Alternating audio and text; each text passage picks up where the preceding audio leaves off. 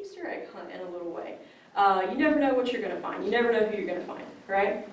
So this first headstone here on the left-hand side was found in September of last year. And let's see, Rachel. Yes, I know Rachel. So this was actually from a cemetery not very far from my house in Greensboro. This particular cemetery, it was well maintained. It was a very large cemetery, but it was very, very old, and they had a lot of headstones that they did not even know were missing.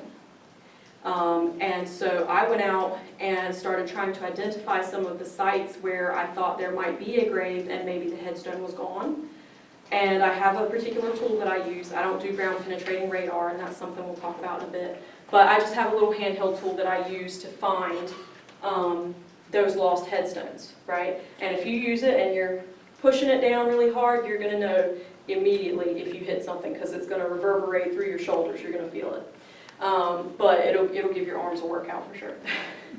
But I found this one, popped that back up, and sometimes these older headstones don't have a base that they lock into. They're just popped into the ground, and sometimes you just have to make sure the ground around it is solidified enough that it's not going to fall back over. But cleaned her up really good, and she's hard to read right here because I took this picture before I cleaned her up, so she's still kind of brown, but that is supposed to be a nice white marble headstone, and once I got done cleaning it, she was all nice and pretty again, and now we can actually read that, which is great. This second one here was found in the same cemetery around about the same time, actually, absolutely Northam. So this particular cemetery, I will tell you, you know how when you go into an older cemetery, you can see that there's an older section, right, and then there's a new modern section. Usually they're kind of separated, right? So that's what was going on here, and I was noticing that there were these large gaps between headstones where it looked like there should be graves here, there should be headstones here, but there's nothing. But I'm seeing indents beside each other in the ground where it looks like there would be a grave. No headstone. So that's where I go looking. So I'm putting out little red flags, and I'm like, okay, let me go and see, what I can find. Found over 30 headstones and footstones, which is fantastic. Now, the importance of a footstone would be obviously to tell us how big or small that grave might be, right, and who might be buried there, because sometimes footstones do also contain information as well. So found over 30 in that one cemetery alone. Very pleased with that. This one right here was actually quite recently, matter of fact, just last month, Miss Mary Mildred Hobbs. So we went out on a cemetery trip to Hobbsville, North Carolina, which is probably about, what, hour away from here-ish. This particular cemetery, the person had hired us to come out there and just clean and kind of restore everything, make it look nice again.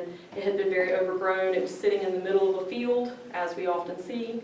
And the obelisk had been knocked over. There was this big, tall, probably 6-foot obelisk, and we set that back up. And the person who hired us to come out there, he said, I want you to find this particular headstone, because I remember it being out here from years ago. I know who it was and whose name was on it, but it's gone, and I want to find it.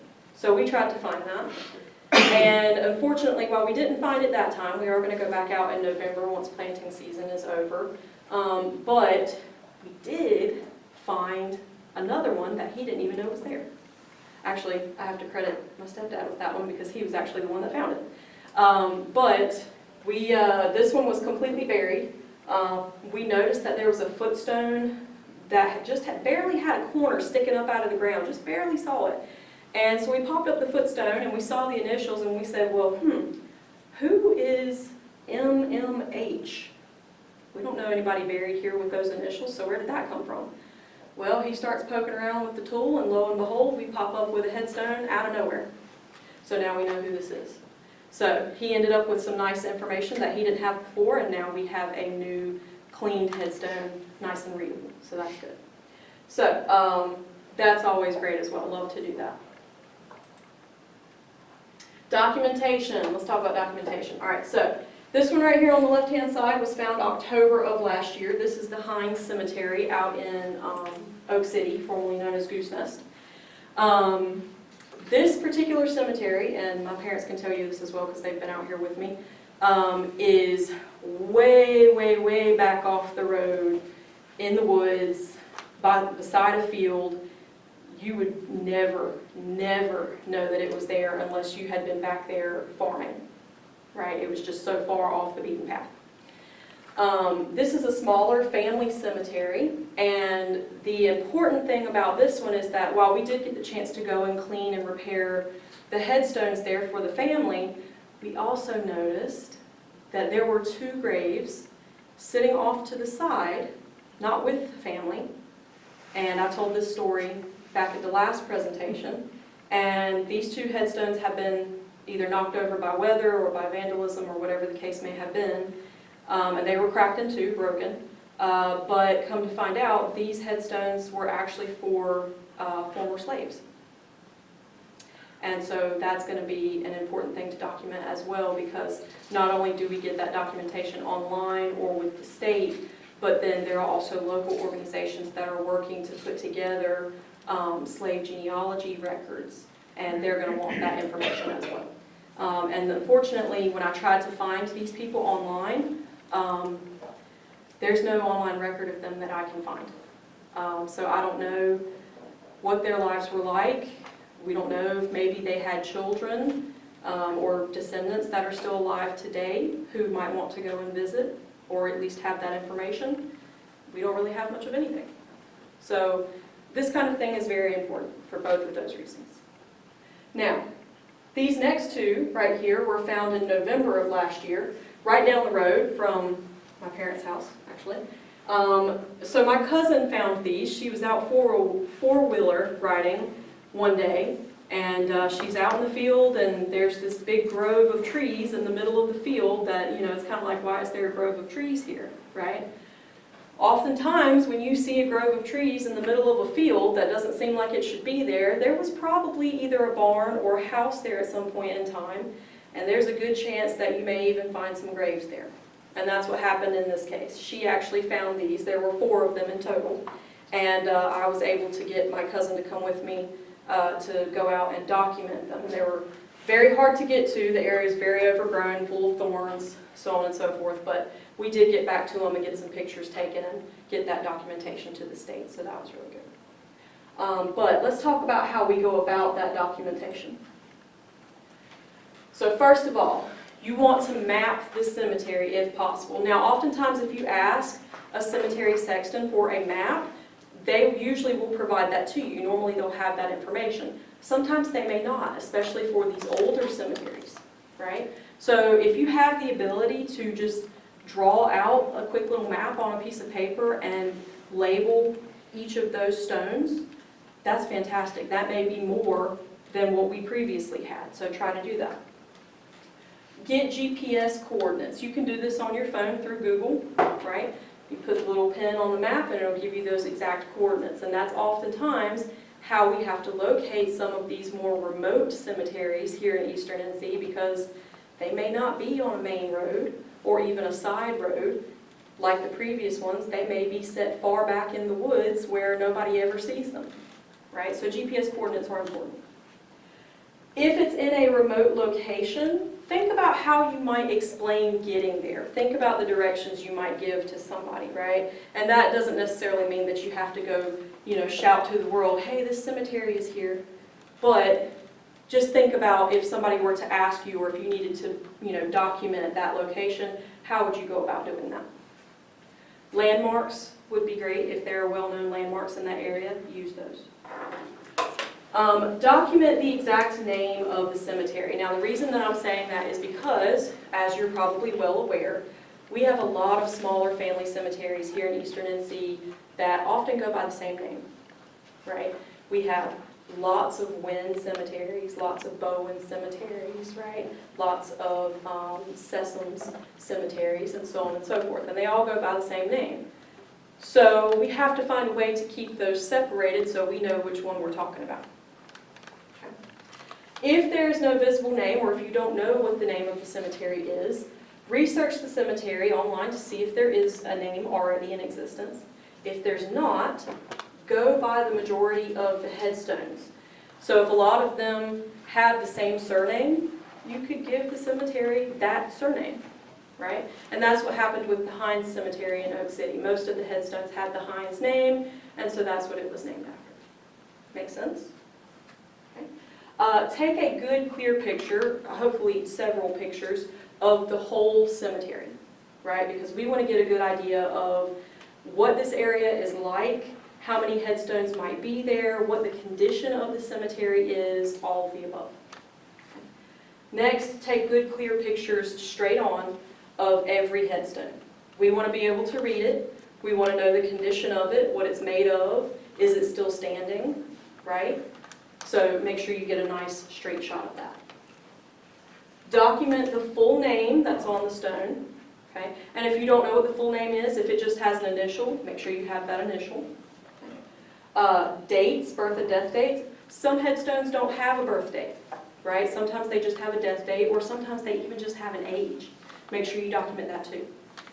Any inscriptions there might be, engravings, the material that it's made of, and what kind of condition that it's in, right? So if it's leaning, because the grave has settled and it's propped over in one direction, make sure you talk about that. If it's broken in two and the base is still in the ground, but the top of the headstone is laying flat down, talk about that as well.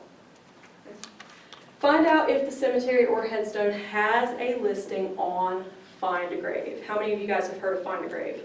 Yeah? Okay. Find a Grave is wonderful. It's a great genealogical resource, and is also very good just for documentation in general. They do have an app now that they've developed for the phone that makes everything super quick and easy. So if you're out in a cemetery and you're doing documentation on the go, pull up the app, download it. It's real quick and easy, it's free. You can take pictures and GPS coordinates and upload them directly, instantly. Okay. You can also check and see if that cemetery or if that headstone already has a listing. Next thing is going to be find out if that cemetery is documented by the State Office of Archaeology. And that is where you might reach out to Melissa Timbo that I talked about earlier. Usually what happens when we document cemeteries with the state is we reach out to Melissa and we say, hey, there's this particular cemetery, it goes by this name, it's in this location, here's how you get to it, here's the people that are buried here. Can you tell me with this information if you already have this cemetery on file, right? Most of the time for Eastern NC, she's probably going to say no. And she's going to be very excited, and she's going to say, will you please send us documentation on this? And of course my answer is always going to be yes, right? So reach out to her if you find one, if that's something that you want to do, or you can reach out to myself and I'll be happy to do that as well. Now, look for the cemetery in the digital state archives. Back in the 30s, the federal government decided that it was time to do a countrywide survey of all the historic cemeteries in our individual counties, right? Now, unfortunately, at that time, we didn't have the materials and technology that we have now. We also didn't have the knowledge that we have now. And so a lot of the cemeteries just didn't get picked, or they were completely just not known about at all. So let me show you something. This book right here, I have printed off, turn around, all of the 1930s census for Edgecombe and Martin counties from that 30s census. Okay. This is it. That's it. For both Edgecombe and Martin County. There's no way. I mean, you remember my question from earlier, right? I said think about how many cemeteries you pass on the side of the road when you drive. There's no way that this is all that exists for Edgecombe and Martin County. Not possible. So with that being said, we're trying to help the state, we're trying to help ourselves and further document all of these historic cemeteries, and there's a way to do that. Now, when you're documenting with the state, there are a lot of, there's a lot of red tape, a lot of paperwork that you have to go through. It can get a little bit tedious, but it is well worth it. So, let me bring you to the next thing here. Let's talk a little bit about Find a Grave. So we know what Find a Grave is. A lot of people in here have heard of it. It is a headstone and cemetery documentation site, right? And you can find and create or update memorials. The app allows you to upload photos and GPS coordinates instantly, okay?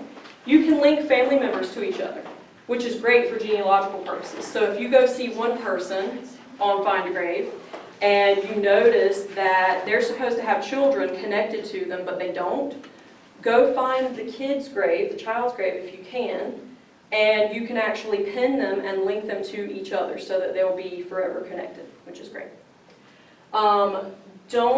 Please, if you can, don't duplicate memorials, which we see a lot. Sometimes people will go to search for a particular memorial for a person and they won't find it in the cemetery that they're looking in, and then they won't realize that maybe it's in another cemetery on the website, and so they'll go and they'll make a duplicate memorial, right? So when you're searching for somebody, do a general overall search on the site. Don't look specifically in just one cemetery because they may be listed elsewhere. Don't upload death certificates to Find a Grave because that is actually one of their bylaws. They don't want death certificates uploaded because that is obviously very sensitive information. Make sure that you mark the area on a map correctly, right? I have seen several Find a Grave listings where the headstone or the cemetery I'll be standing in and I'm looking at the map on Find a Grave and there's no pin anywhere close by for it, but then when I go and search for the cemetery, it says that it's way on the other side of town on a completely different road. And I'm like, nope, it's right here, I'm standing in it.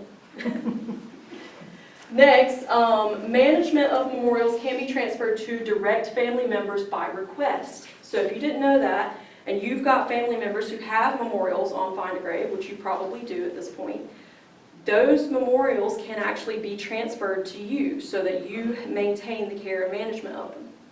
Okay. So all you have to do for that is either contact Find a Grave as a whole, or contact the person that is currently managing that memorial. And if you just scroll down to the bottom of the page, you'll see their username listed right there at the bottom. All right. Now, as I was saying earlier, the NC Office of Archaeology is currently trying to update its historic cemeteries. They're working on a big project to do that, but the problem there is they don't have enough money or manpower to do this or to at least do it quickly. It is taking a very long time, and that's not their fault, it's just the way that it is.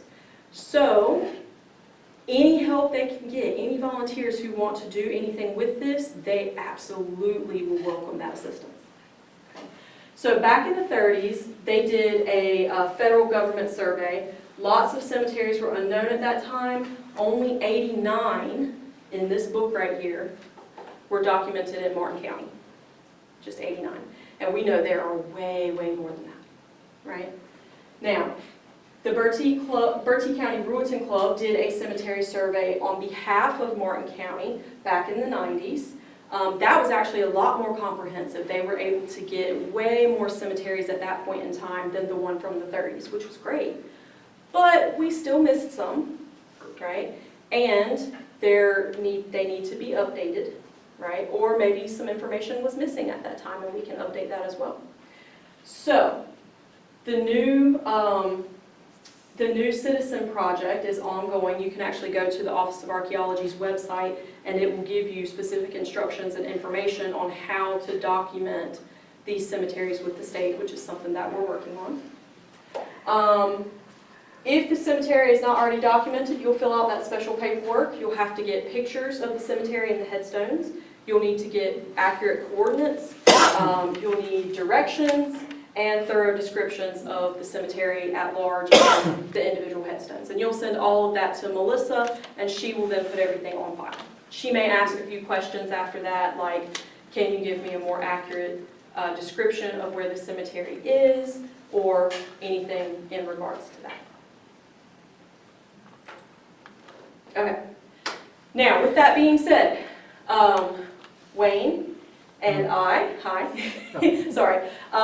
So with the Martin Historical Society, we are taking on a new cemetery survey project together, and our whole goal is going to be to update those historic cemeteries in the area, hopefully find some that maybe we didn't know about before, and get all of them documented with the state, because while this and the Ruetan Club survey had those documented on paper here in our county with us, they have not been documented with the state.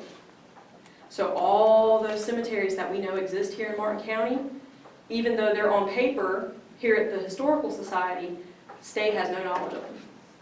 At least not on paper anymore. Now, yesterday, I actually went to do some of my own research and comparisons and discovered that between Oak City, Everett, Hamilton, Griffin's Township, and Beargrass, just those 5 small towns alone, there are 240 cemeteries that are not documented with the state. That does not include Robertsonville, does not include Williamston, Farm Life, any of the other places. Just those 5 small towns, 240 alone. And that came from the Ruetan Club survey, which was fantastic. But again, we don't have them on file with the state.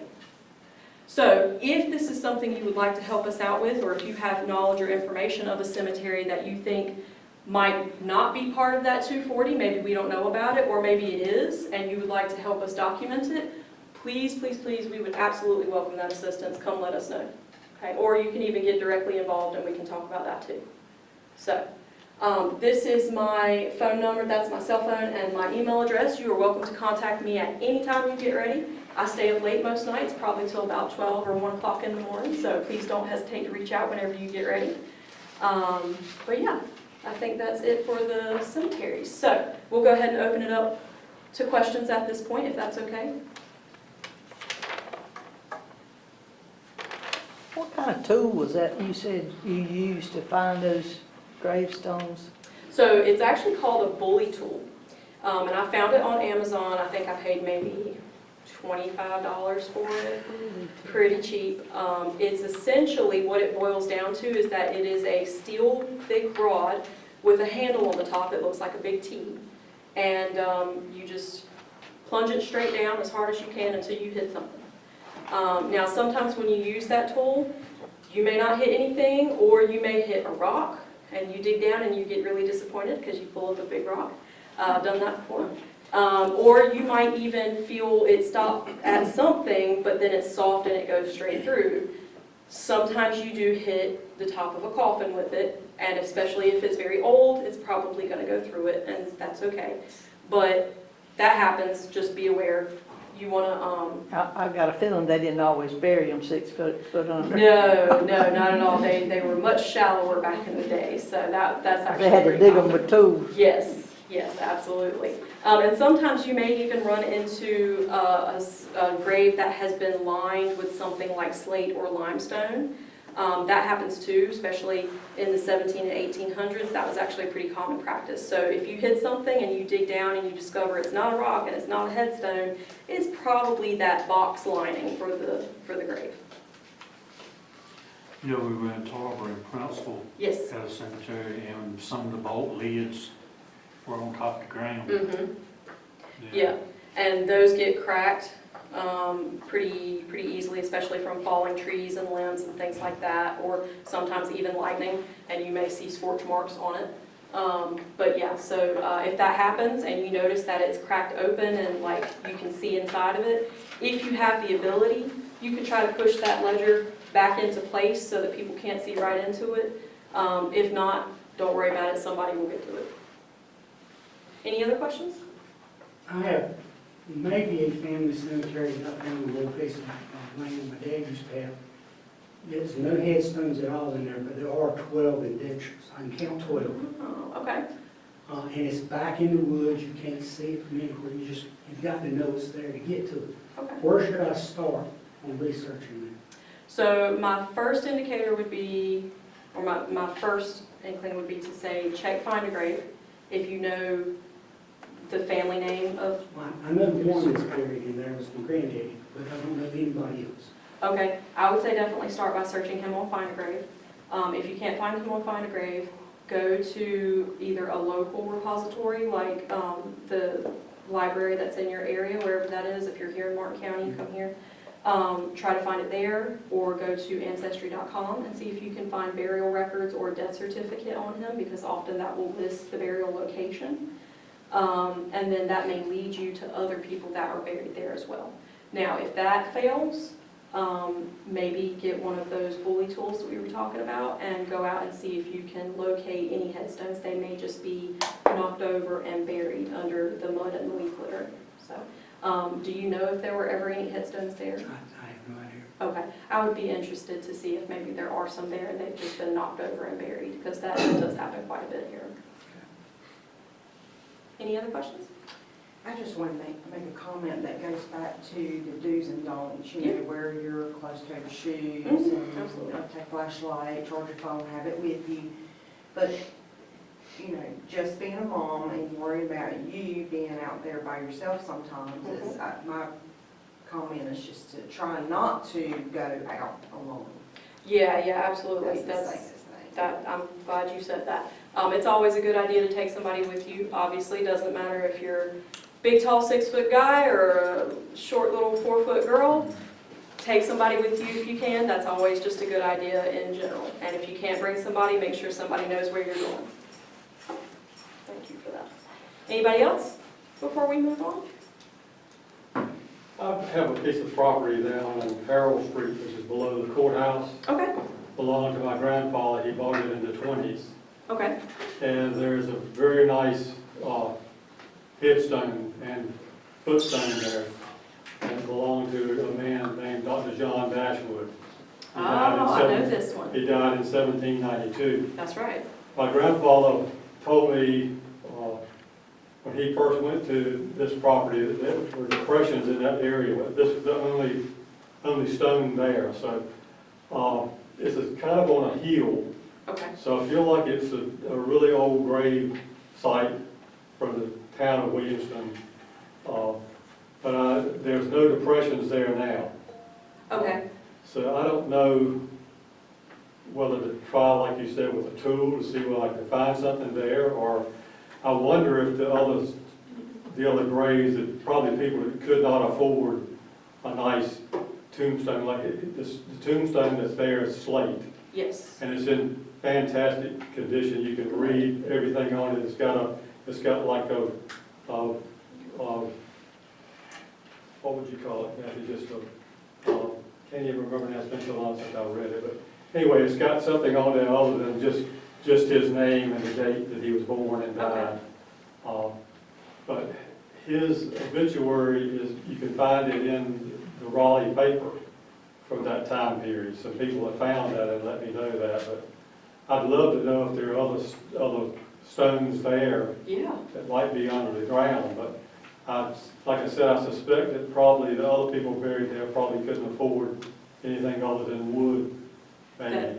Yeah, that very well could be the Yeah. case. And even too, sometimes if family members were buried beside somebody, maybe one person or two people of that family had a headstone and the rest of them, you know, maybe they couldn't afford it for the rest of the family, or they Yeah. may have been children or wives of Yeah. that person, and sometimes they just didn't get headstones, and that's just how it was. Yeah. So that could also be the case. But it's funny that you mentioned that, because when I was looking at the Rueton survey from yesterday, I was actually looking at the Dashwood cemetery listing, and it doesn't list it as a cemetery. It literally says the Dashwood grave. Yeah. So even back in the 90s, it was listed as just I think one. there was a graveyard there that, from what my grandfather told me about when he first went there, that there were depressions in the ground that led him to believe there were other graves there.